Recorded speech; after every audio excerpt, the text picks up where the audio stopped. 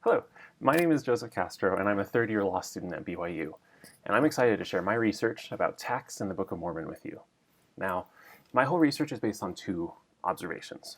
The first is that from a very practical point of view, the Book of Mormon tells the story of a family that left Old Testament Israel and moved to the New World to start a civilization.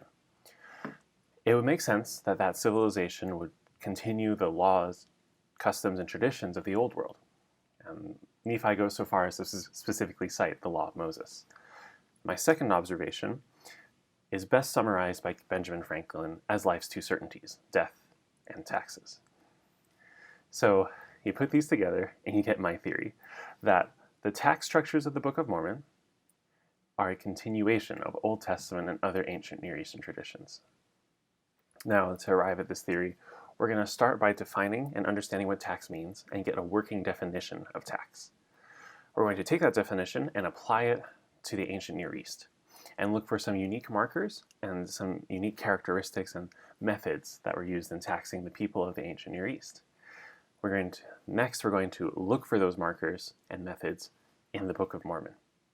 After we found them in the Book of Mormon, we'll discuss some of the limits but exciting opportunities that my research affords. So let's start with tax. Black's Law Dictionary has this definition of tax. It's long and it's technical, but I just want to highlight this. A tax is a charge imposed by a government that yields public revenue, embraces any kind of encumbrance on the person, and is not necessarily payable in money. In the tax law world, we refer to this kind of obligation or payment, paying with either goods or services, as in-kind payment or in-kind obligations. So focusing on this gives us a broader definition. So a tax, as we move forward, a tax for us is going to be an obligation, including those in kind, that is owed to a governing authority. So let's look for these in the ancient Near East. Again, we're going to focus on Old Testament Israel, but we're going to flesh out our understanding by looking at other ancient Near Eastern civilizations. Now, this is not a comprehensive study of ancient taxation. We have no room or time for that, and it's not particularly relevant here. Instead, we're looking at some unique characteristics with regards to taxing authorities and what kind of in-kind obligations were assessed by those taxing authorities. Our first understanding is that the taxing authorities of the ancient world included both the crown and the temple. The ancient people would have identified equally strongly with both their national origin and their religious affiliation. And both organizations wielded a lot of power in the lives of ancient inhabitants, dictating what they could do, what they couldn't do, and both of them had laws that they could enforce. And so it's appropriate to consider religious tithes as a tax of the ancient world. And so next, once we understand that tax includes these payments to the temple, we can consider what kind of the mechanics of those offerings and what kind of rates were assessed. So Samuel warns the ancient inhabitants that the king could take up to 10% of their property, of their livestock, of everything that they own. And sure enough, we have some record that the kings did exactly that. Next, on the religious side of things, we know that the word tithe itself comes from the fraction of 1/10, and that people were obligated to offer a tenth of their livestock, of their produce, to the Lord, on top of other voluntary offerings, such as burnt offerings and things like that. So an ancient inhabitant of Old Testament Israel could very well have been paying a 10% tax to the crown and a 10% tithe to the temple. Now, how are those collected? It's a very unique method. We read in the Old Testament that King Joash commanded for a chest to be built at the gates to the temple, and people came and deposited their levies into it. And once the chest was full, it was counted and collected by both the high priest and the king's scribe, suggesting that there was some kind of co-ownership or dual claim to the money in that chest. Now, this has an ancient Near Eastern counterpart in Persia, where at the gates of the temple in Persia, there was a termed wicker basket, where people would deposit both their tithes and their religious obligations and their state taxes. And the priests in charge of those baskets were the accountants of their day, where they assessed the value of the livestock, told people whether they had fulfilled their obligation, and remitted the correct amount to the crown at the end of the day. There's records of priests who were censured for not remitting the correct amount. So, understanding this, that taxation includes both of these payments, under our definition, allows us to look for that in the Book of Mormon. But before we get there, let's talk about what kind of in-kind obligations were assessed. Now, something that almost goes without saying is that in the ancient world, a lot of these payments would have been in property, in the commodities that were traded at the time, such as livestock, produce, etc. People weren't necessarily paying in currency. But what's more interesting is the obligations that were paid for or assessed, or both, in labor. Now this gives rise to two ideas, corvée labor and scutage.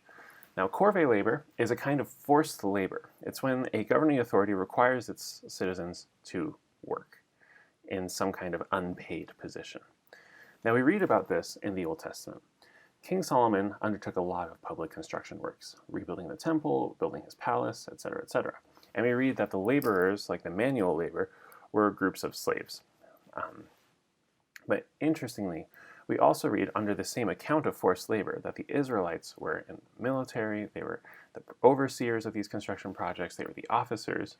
And so the implication is strong, and the evidence bears up, that King Solomon forced some kind of forced labor obligation on his subjects. This also has other ancient counterparts, where ancient Egyptians were similarly required to participate in public works. Not as slaves, but in some kind of royal obligation to the crown. Now, scutage is a term that comes from the medieval era, when a feudal lord could pay a fee to avoid being drafted into the military of his superior.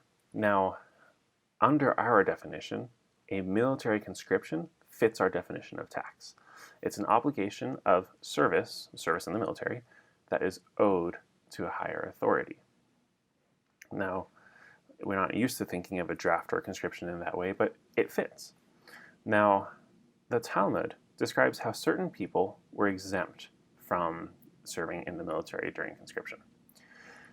Recently married men, etc. But they still had to satisfy their obligation by paying food, water, and repairing the roads. They were paying property and services to satisfy that requirement of military service. So this falls under the idea of scutage, substituting your military service with something else. Now these elements, corvée labor and scutage, and payment and property, are in the Book of Mormon. So let's get to that. As we discuss tax in the Book of Mormon, we're going to focus on the regimes under King Noah, King Benjamin, and Captain Moroni. Of these three, King Noah's is given by far the most attention. We read a lengthy description about how he collected a 1/5 tax of all of his people's possessions, of their ziph, gold, etc. And it went to support a lavish lifestyle for him and his priests, etc. Now, a 1/5 tax sounds high. It's double what the king would have collected in the old world.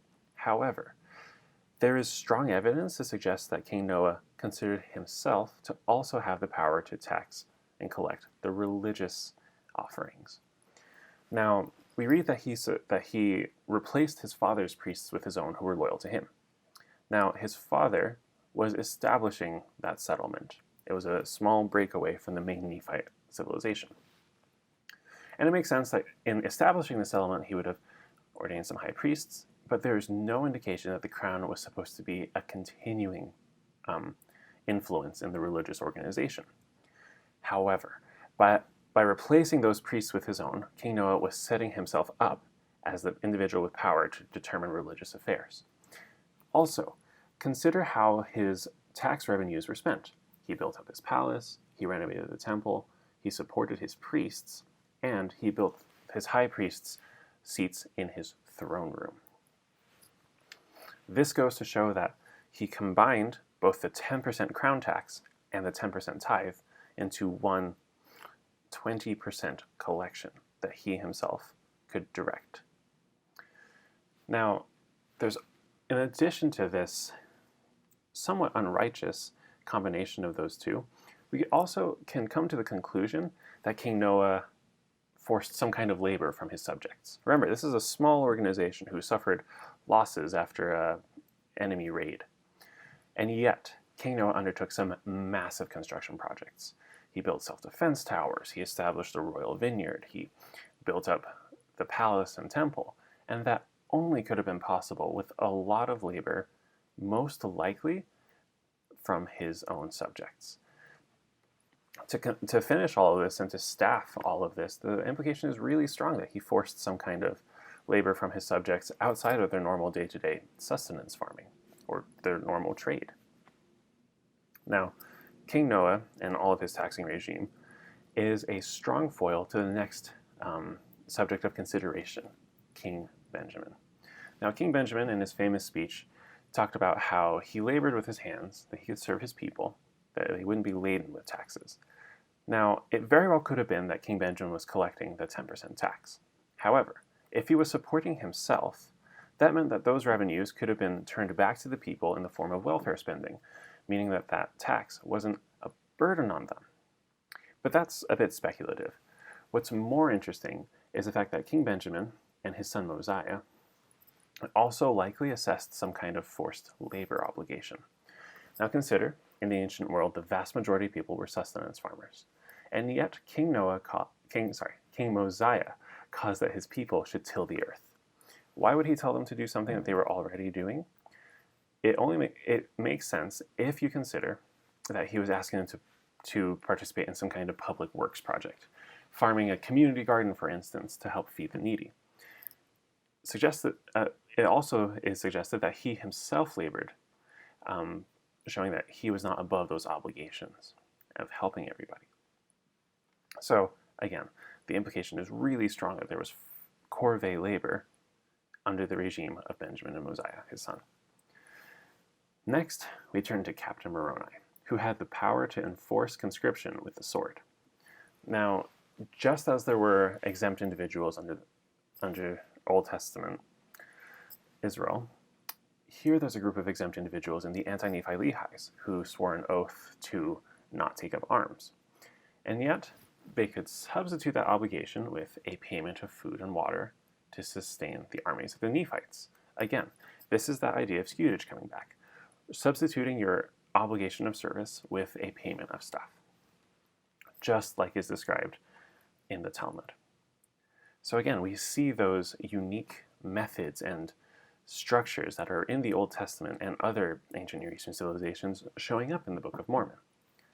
Now, let's move on to what some of the limits of my research are, but what exciting opportunities lie ahead for this path. First, the Old Testament and the Book of Mormon are by their nature religious works.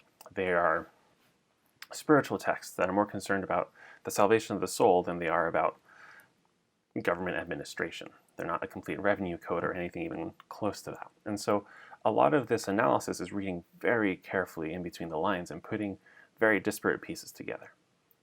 To go along with that, however, my background, I come from an accounting background. I'm a tax law student. I'm not a scholar of the Old Testament. I am not a historian. I leave that to other experts, like, for instance, my father, who teaches religion at BYU, Idaho. Instead, I can just come at this with the point of view of a tax attorney and take that as a strength or a weakness. It is what it is. However, I think there are some strong opportunities to support this research by looking at what tax looked like in early America during the time of Joseph Smith, who translated the Book of Mormon, and showing how different the taxing norms of those two eras are. Similarly with the New Testament, and how Greco-Roman thought influenced taxation versus Mosaic law, which is all the Nephites would have had. I personally believe that these opportunities and the future of this research will support and bear out my theory that the tax structures of the Book of Mormon are continuations of Old Testament and other ancient Near Eastern traditions. thank you so much for listening to my presentation. I'm happy to hear any thoughts that anybody has. Thank you so much.